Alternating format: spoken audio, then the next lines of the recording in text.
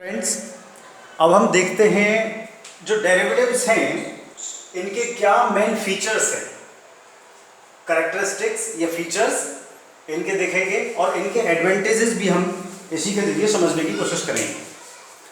तो सबसे पहला फीचर आप डेरिवेटिव्स का कह सकते हैं relates to the future contracts between two parties. Derivatives are the future contracts, ये भविष्य के लिए कॉन्ट्रैक्ट होते हैं दो पार्टी के बीच में। पहला feature, these are future contracts. Second, derive their value और price from some underlying assets. इनकी अपनी कोई वैल्यू या प्राइस नहीं होती है, बल्कि अपनी वैल्यू डिराइव करते हैं, या कह सकते हैं कि इनकी वैल्यू बेस्ड होती है कुछ अंडरलाइंग एसेट्स पे, जैसे स्टॉक पे। किसी कंपनी का स्टॉक, आप एल&टी का स्टॉक पे डेरिवेटिव इंस्ट्रूमेंट देखते हैं, जैसे एल&टी का फ्यूचर्स, एल&टी का ऑप्शंस, है ना, या रिलायंस के फ्यूचर्स, है ना। तो वो किसी अंडरलाइंग एसेट पे होंगे और वो स्टॉक हो सकता है, कोई करेंसी हो सकती है, या कोई कमोडिटी हो सकती है, जैसे सोना, चांदी, क्रूड, या आपका व्हीट, है ना, कोई ग्रेन हो सकता है। उस पे इस तरह के डेरिवेटिव कॉन्ट्रैक्ट होते हैं। तो ये जो है अपनी वैल्यू कहाँ से ड्राइव करते हैं, जो मार्केट में गोल्ड का रेट चल रहा है फिजिकल मार्केट में, उसके आधार पे इसके डेरिवेटिव कॉन्ट्रैक्ट की वैल्यू डिटरमाइन की जाएगी, उसी से अपनी वैल्यू ड्राइव करेगा। ठीक है। तीसरा feature, counter parties have specified right and obligations.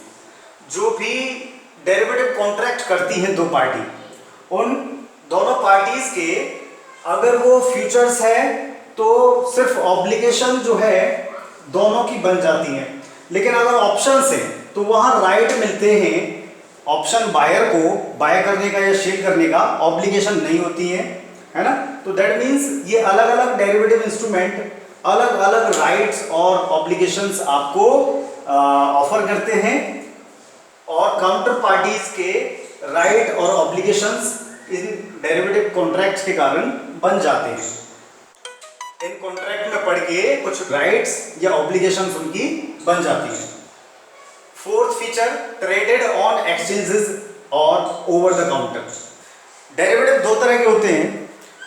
Derivatives stock exchanges पे भी ट्रेड किए जाते हैं, और derivatives over the counter markets जो है, या कहें कि जहाँ लोकली आप जो कॉन्ट्रैक्ट आपस में कोई दो क्लाइंट कर लेते हैं, तो वो ओवर द काउंटर कॉन्ट्रैक्ट्स होते हैं।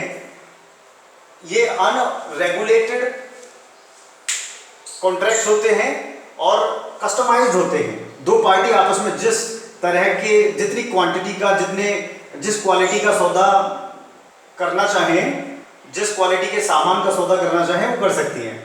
ना स्टैंडर्ड क्वांटिटी है, ना स्टैंडर्ड क्वालिटी है, कस्टमाइज्ड कॉन्ट्रैक्ट है। जबकि एक्सचेंज रेगुलेटेड कॉन्ट्रैक्ट जो होते हैं वो स्टैंडर्डाइज्ड होते हैं, या काउंटर पार्टी डिफॉल्ट नहीं होता है, डिफॉल्ट रिस्क नहीं होता है। यहाँ एक्सचेंज रेगुलेट करती हैं NSE, MCX, NCDX। तो ये एक्सचेंज यहाँ सारे के सारे जो भी रिस्क हैं कॉन्ट्रैक्ट के, उनको एलिमिनेट कर देती हैं, और बड़े रेगुलेटेड तरीके से ये कॉन्ट्रैक्ट यहाँ चलते हैं, रेगुलेट होते हैं। ठीक। इसके बाद derivatives are with very high exposure and risk. इनके केस में, डेरिवेटिव्स के केस में आप सुनते होंगे कि ये बहुत रिस्की हैं। तो रिस्की क्यों हैं? क्योंकि यहाँ due to large lot sizes and high leverage, यहाँ पे आप 2 शेयर का सौदा नहीं कर सकते, 25 शेयर का सौदा नहीं कर सकते। हर शेयर का, या अगर कोई कमोडिटी भी है, गोल्ड है, तो उसका स्टैंडर्ड लॉट साइज है 1000 शेयर से नीचे का, या 500 शेयर है तो 500 शेयर से नीचे का सौदा नहीं होगा, है 2000 शेयर का, 5000 शेयर का, 10,000 शेयर का सौदा होता है। तो बड़ी क्वांटिटी में जब सौदा होता है और थोड़ा सा मूवमेंट भी शेयर के प्राइस में हो, डेरिवेटिव के प्राइस में भी वो मूवमेंट दिखेगी, और बड़ा नफा नुकसान आपको, क्योंकि बड़ी क्वांटिटी में आप खेल रहे हैं, तो बड़ा नफा नुकसान आपको होता है। इसलिए इनको बहुत रिस्की माना जाता है। और दूसरी चीज रिस्क की ये है कि हाई लेवरेज्ड होते हैं ये, मतलब आप 3.5 लाख रुपए लगा के 17.5 लाख रुपए के सौदे में जो है ट्रेड कर रहे हैं। रिलायंस के अगर 17.5 रुपए के रेट से 1750 के रेट वाले 1000 शेयर में आप ट्रेड करना चाहते हैं तो आपको इसकी वैल्यू तो 17.5 लाख बनती है, लेकिन यहां डेरिवेटिव्स के केस में सिर्फ 20% कॉन्ट्रैक्ट वैल्यू का सिर्फ 20% आपको डिपॉजिट करना है इनिशियल मार्जिन के रूप में, और वो मार्जिन बेस्ड ट्रेडिंग यहां होती है। तो लेवरेज पे आप खेल रहे होते हैं। सौदा कितने का है? 17.5 लाख का। पैसा कितना लगाया है? 20% मींस 3.5 लाख रुपए। अब यहां अगर रेट जो है शेयर का 50 रुपए भी ऊपर नीचे हुआ तो 50 गुना 1000, इकाई, दहाई, सैकड़ा, 1000, 10,000, 50,000 रुपए का नफा नुकसान हो जाएगा आपको सेम डे में, अगर 50 रुपए भी ऊपर नीचे हो गया। ठीक है, तो अगर 100 रुपए नीचे हो गया तो आपका 1 लाख रुपए आए तो साफ हो जाएगा, या 100 रुपए बढ़ गया तो 1 लाख रुपए तुरंत आपको 3.5 लाख रुपए लगा के 1 लाख रुपए शाम तक मिल जाएगा। दैट मीन्स हाई लेवरेज पे काम करते हैं, बहुत रिस्की होते हैं ये। ठीक है, इसके बाद generally used for hedging, arbitrage and speculation. जो डेरिवेटिव्स हैं इनको हम हेजिंग के लिए, मतलब अपना रिस्क एलिमिनेट करने के लिए, अगर हमारे पास शेयर पड़े हैं तो डेरिवेटिव्स का इस्तेमाल करके हम अपने रिस्क को एलिमिनेट कर सकते हैं, समझेंगे बाद में।